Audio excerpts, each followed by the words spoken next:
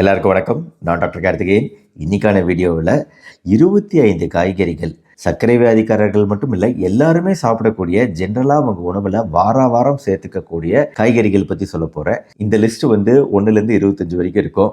முதல் 19 காய்கறிகள் வந்து மாசத்துல 4 வாரம் இருக்குன்னா 4 வாரமுமே இந்த காய்கறிகள் ஏதாவது ஒன்று இருக்கிற மாதிரி பார்த்துக்கோங்க. இந்த லிஸ்ட்ல 20லேருந்து 25 வரைக்கும் இருக்கக்கூடிய காய்கறிகள் மாசத்துல 4 வாரம் இருக்குன்னா 2 வாரம் யூஸ் பண்ற மாதிரி லிமிட்டடா யூஸ் பண்ற மாதிரி பார்த்துக்கோங்க. லிஸ்ட்டுக்குள்ள போலாமா? இந்த லிஸ்ட்டில் நம்பர் 1 வந்து கேரட்டில் இருக்கக்கூடிய நார்ச்சத்து மற்றும் அதில் இருக்கக்கூடிய ஆன்டி ஆக்சிடென்ட், வைட்டமின் ஏ போன்ற சத்துக்கள்னால கேரட் இந்த லிஸ்ட்டில் நம்பர் 1 இடத்த பிடிச்சிருக்கு. ஆக்சுவலாக இப்போ நான் அடுத்து சொல்லக்கூடிய முதல் 8 காய்கறிகள் இருக்கு பார்த்தீங்களா, இந்த 8மே வந்து ஆன்டி ஆக்சிடென்ட் ப்ராப்பர்ட்டி நிறைந்தது. பாலிஃபினால் போன்ற விஷயங்கள்.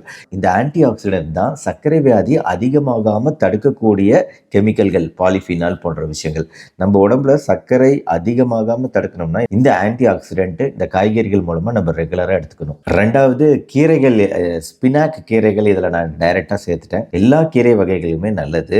சர்க்கரை அளவுகள் மிகவும் ஏறாமல் எல்லா வைட்டமின், ஆக்சிடென்ட் சத்துக்களும் ஈஸியாக கிடைக்கக்கூடியது கீரைகள் மூலமாக நம்மளுக்கு கிடைக்கும். மூணாவது ஆச்சரியமான விஷயம், 3வது ரேங்க்கு சர்க்கரை வள்ளிக்கிழங்குக்கு இருக்கு. ஸோ இந்த காய்கறிகள்லாம் எப்பவுமே வந்து 1 கப்பு அப்படிங்கிற அளவில் எடுத்துக்கோங்க. இந்த 1 கப்பு வந்து 100 கிராம் அளவு. இந்த 100 கிராம் அளவில் நம்ம ரெகுலராக உணவில் சேர்த்துக்கிற மாதிரி பார்த்துக்கோங்க. 4வது முட்டைக்கோஸ்ல இருக்கக்கூடிய ஃபீனால் சத்துக்கள், அது ஒரு ஆன்டி ஆக்சிடென்ட் ப்ராப்பர்ட்டி உள்ளது. சர்க்கரை வியாதி அதிகமாகாமல் தடுக்கும். 5வது வெங்காயம் நம்ம எல்லாரும் ரெகுலராக யூஸ் பண்ணிட்டு இருக்கோம். ஆனால் வெங்காயத்தை வணக்கி தாளித்து அதை வந்து தீய வச்சு நம்ம யூஸ் பண்ணுறதுல அதில் இருக்கக்கூடிய சத்துக்கள் எல்லாமே போயிடுது. ஆக்சுவலாக பாதி வணங்கின வெங்காயம் இல்லை பச்சை வெங்காயம் அப்படிங்கிறது அதில் வந்து இயற்கையாகவே வந்து சர்க்கரை வியாதிக்கு எதிரான சத்துக்கள் நிறைய இருக்குங்கிறத நம்ம தெரிஞ்சுக்கணும். நம்ம ஒன்ஸ் அதை ஃபுல்லாக வேக வச்சு அதை ஃபுல்லாக வணக்கும் போது அந்த சத்துக்கள் எல்லாமே போயிடுது. டேஸ்ட்டுக்காக மட்டுமே சேர்க்கப்பட்டதாக மாறிடுது. 6வது தக்காளி. இதுவும் அதே கதை தான். இதில் வந்து வைட்டமின் சி அதிகமாக இருக்குது. சர்க்கரை வியாதிக்காரர்கள் ரெகுலராக சேர்த்துக்க வேண்டிய ஒரு அழகான காய்கறி. ஆனால் வந்து இதுவுமே வந்து ரொம்ப டேஸ்ட்டுக்காகவே அதோட ப்ராப்பர்ட்டியை நம்ம யூஸ் பண்ணுறதா மாறிடுது. அதோட சத்துக்கள் நிறைய போயிடுது. அதனால் பச்சை வெங்காயமும் பச்சை தக்காளியும் இயற்கையாகவே பல சத்துக்கள் நிறைந்த சர்க்கரை வியாதிக்காரர்கள் கூட தாராளமாக தைரியமாக சாப்பிடக்கூடிய சூப்பரான காய்கறிகள். அதனால் காய்கறி சாலடு அடிக்கடி சர்க்கரை வியாதி இருக்கிறவங்க எடுத்துக்கிறது நல்லது. ஏன்னா காய்கறி சாலடில் வந்து நம்ம பச்சை வெங்காயம் பச்சை தக்காளி தான் யூஸ் பண்ணுறோம். கூட கொஞ்சம் மிளகுத்தூளும் உப்பும் தூவி நம்ம என்ன காய்கறிகள் தேவையோ அதை போட்டு சேலடாக செஞ்சு சாப்பிட்றோம் பார்த்தீங்களா, அது ரொம்ப ரொம்ப சூப்பரான ஒரு உணவு சர்க்கரை வியாதி இருக்கிறவங்களுக்கு. 8வது பூண்டில் இருக்கக்கூடிய N-அசிடைல்-சிஸ்டீன் அப்படிங்கிற சத்து ஒரு ஆன்டி ஆக்சிடென்ட் சத்து. பூண்டு ரெகுலராக நம்ம உணவு வகைகளில் சேர்த்துற மாதிரி பாருங்கள். 9வது மிக முக்கியமான சத்து நைட்ரேட் சத்துக்கள்.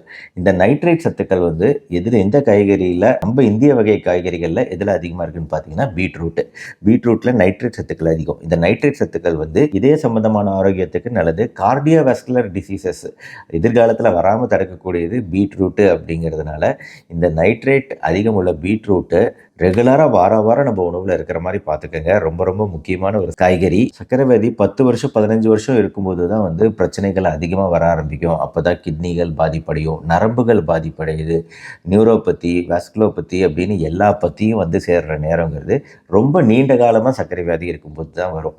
ஸோ அப்போ அந்த மாதிரி காம்ப்ளிகேஷன் சர்க்கரை வியாதி தீவிரமடையாமல் தடுக்கிறதுல இந்த மாதிரி காய்கறிகளுக்கு மிகப்பெரிய பங்கு உண்டு. நான் பீட்ரூட்லாம் எப்படி ஜூஸாக குடிக்கலாம் அப்படின்லாம் என்னோட சேனலில் போட்டிருக்கிறேன். எதுக்காக அந்த பீட்ரூட்லாம் வந்து மேஜிக் ஜூஸ் அப்படின்னு நான் சொல்லிட்டு இருக்கிறேன்னா இதுதான் மெயினான காரணம். ஸோ முதல் 9 ரொம்ப ப்ரியாரிட்டி, ரொம்ப முக்கியம்னு சொன்னேன். அடுத்து 10வதுலேருந்து நம்ம ஆரம்பிக்க போகக்கூடிய காய்கறிகள் டிஃப்ரெண்ட்டாக இருக்கும். முதல்ல புரத சத்துங்கிறது சர்க்கரை வியாதிக்காரங்க ரொம்ப இக்னோர் பண்ணக்கூடிய ஒரு விஷயம். புரத சத்து சர்க்கரை வியாதி இருக்கிறவங்களுக்கு ரொம்ப ரொம்ப தேவையான சத்து, புரோட்டீன். ஸோ அதனால் புரத சத்து மிகுந்த காய்கறிகள் என்னென்ன இருக்குன்னு பார்த்தீங்கன்னா, ஃபஸ்ட்டு காலிஃப்ளவரில் நல்ல புரதச்சத்து இருக்குது. 1 கப்பு காலிஃப்ளவரில் 2 கிராம் புரதச்சத்து இருக்குது. 25 தான் அதோட கலோரி அளவுகள். ஆனால் காலிஃப்ளவர் ஃப்ரை பண்ணணும்னா அதோட கலோரி அளவுகள் அப்படியே ஒரு 10 மடங்கு அதிகரிச்சிடும். அதனால் ஃப்ரை பண்ண மட்டும் பண்ணிடாதீங்க. காலிஃப்ளவரை ரெகுலர் குழம்பு காய்கறியாக செஞ்சு சாப்பிடும்போது அதோட பெனிஃபிட்ஸ் பூரணமாக நம்மளுக்கு கிடைக்குது. கேரட்லேயும் புரதச்சத்து இருக்குது. அடுத்த 5 காய்கறிகள் என்னென்னா, 11வது வெள்ளரிக்காய். இதை குறித்து வீடியோ இப்போ தான் ஒரு 5 நாள் முன்னாடி போட்டேன், பாருங்கள், யூஸ்ஃபுல்லாக இருக்கும். 12வது வெண்டைக்காய், லேடிஸ் ஃபிங்கர். இதுலேயும் potassium, vitamin C, folic acid, calcium போன்ற சத்துக்கள் அதிகம். 13வது பாவக்காய். பாவக்காயில் பாலிபெப்டைட் பி அப்படின்னு ஒன்று விஷயம் இருக்குது. டேனின் பாலிபெப்டைட் அந்த 2 விஷயம் தான் இந்த பாவக்காயோட கசப்புக்கு காரணம். ஆனால் இதே கசப்பில் தான் வந்து நம்மளுக்கு சர்க்கரையை குறைக்கக்கூடிய இன்சுலினுக்கு ஈக்குவலண்ட்டான ஒரு கெமிக்கல் இருக்குது. அதுதான் polypeptide P, insulin P. So அதனால் பாவக்காய் வந்து கட்டாயம் சர்க்கரை வியாதி உள்ளவங்க சாப்பிடணும். பாவக்காய் ரெசிபி எப்படிங்கிறத நான் அதுதான் என்னோட அடுத்த வீடியோ. அதில் நான் உங்களுக்கு ஒரு இன்ட்ரெஸ்டிங்கான ரெசிபியை செஞ்சு காமிக்கிறேன். 14வது முள்ளங்கி, வைட்டமின் சி, பீட்டா கரோட்டின் சத்துக்கள் நிறைந்தது. 15வது முருங்கைக்காய். இப்போ இந்த 11லேருந்து 15 வரைக்கும் இருக்கக்கூடிய காய்கறிகள் இதில் மெயினாக வந்து இன்னொரு முக்கியமான சத்து என்னென்னா ஃபைபர், நார்ச்சத்து இருக்குது. இந்த நார்ச்சத்து சர்க்கரை வியாதி உள்ளவங்களுக்கு ரொம்ப ரொம்ப தேவை. மலச்சிக்கல் பிரச்சனை ஏற்படாமல் சர்க்கரை அளவுகளை ஒரு நார்மல் பேலன்ஸில் வைக்கிறதுக்கு இந்த 5 காய்கறிகளும் தேவை. 11லேருந்து 15 வரைக்கும் வெள்ளரி, வெண்டைக்காய், பாவக்காய், முள்ளங்கி, முருங்கைக்காய். அடுத்து 16லேருந்து 19 வரைக்கும் இது வந்து மெயினாக புரத சத்து தேவை அப்படிங்கிறதுக்காக தான் நான் இதில் இன்க்ளூட் பண்ணியிருக்கிறேன். ஏன்னா வந்து காலிஃப்ளவரில் புரத சத்து இருக்குது. அது இல்லாமல் பருப்பு வகைகள், லென்டில்ஸு, பீன்ஸ் வகைகள், ராஜ்மா பீன்ஸு, கிட்னி பீன்ஸ் வகைகள் இருக்குது பார்த்தீங்களா, அது 17வது. கொண்டைக்கடலை வகைகள் 18வது. 19 பாதாம் பருப்பு. இந்த 4 விஷயங்களையும் குறிப்பாக ஏன் இந்த லிஸ்ட்டுக்குள்ளே கொண்டு வந்துட்டேன்னா, வெறும் காய்கறிகள் மூலமாக நம்மளுக்கு ஃபுல் புரதம் கிடைக்காது. அதனால் இந்த 4 விஷயங்கள் எப்பவுமே நம்ம உணவில் இருக்கணும். பருப்புகள், கடலை வகைகள்லாம் எப்படி யூஸ் பண்ணுறதுங்கிறதுலாம் தனித்தனி வீடியோவாகவே நான் முன்னாடி போட்டிருக்கேன், இனிமேலும் போட போகிறேன் பாருங்கள். அடுத்து கடைசியாக 20லேருந்து 25 வரைக்கும் இருக்கக்கூடிய காய்கறிகள்.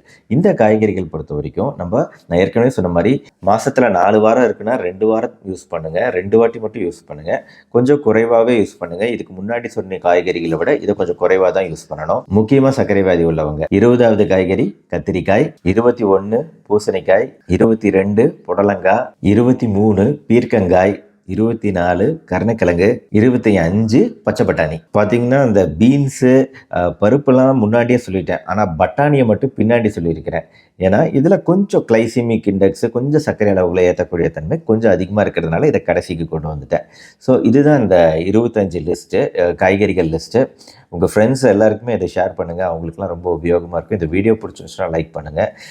அடுத்த வீடியோவில் இன்ட்ரெஸ்டிங்கான ஒரு சமையல் ரெசிபியோடவே நான் உங்களை சந்திக்கிறேன். நம்ம சேனல் சப்ஸ்கிரைப் பண்ணலாம், சப்ஸ்கிரைப் பண்ணிக்கோங்க, பெல் ஐக்கான் கிளிக் பண்ணி வச்சுக்கோங்க அடுத்தடுத்த வீடியோக்கள் பார்க்க. மறுபடியும் அடுத்த வீடியோவில் மீட் பண்ணுவோம். நன்றி, வணக்கம்.